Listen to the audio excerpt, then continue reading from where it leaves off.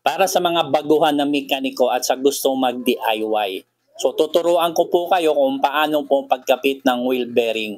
Lalong-lalo na mga sasakyan natin ay ABS. So katulad niyan, ang wheel bearing nito ay magkabilaan. Ang isa po sa kabila ay walang magnet, ang kabila po ay may magnet. Importante ito kapag tayong bumili ng bearing, dapat alam din natin kung ating sasakyan ay mayroong ABS. So makikita natin dyan guys nung pagkabit ng wheel bearing, kung nasaan po yung magnet, dapat doon siyang nakaturo yung may magnet. So katulad niyan, yung mayroong magnet, dapat doon siya sa inner dahil doon po yung ating sensor na kung saan magbabasa sa bawat ikot ng ating gulong para sa ating ABS. Makikita nyo naman dito sa video ito na pagkabit ng wheel bearing. Once na magkamali po tayo ng ating pong bearing dito, ang ating pong ABS ay hindi gagana. At the same time, magkakaroon tayo ng ABS light on. Laging nakailaw at malfunction ang ating ABS. So baka mahirapan po tayo, marami tayong chichik upin ba? Chichik upin natin yung wire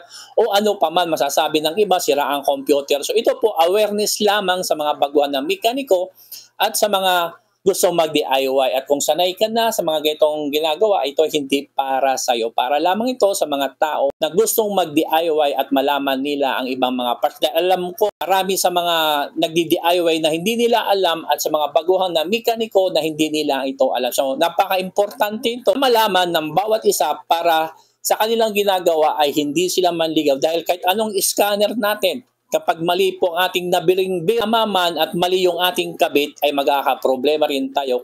Kaya pag tayo bumili ng mga parts ay sinusuri natin mabuti at sinusuri natin kung paano ikabit para hindi tayo magkamali at hindi tayo mabakyaban. Muli, itong inyong kaibigan na si Mr. Pads. Salamat sa inyo.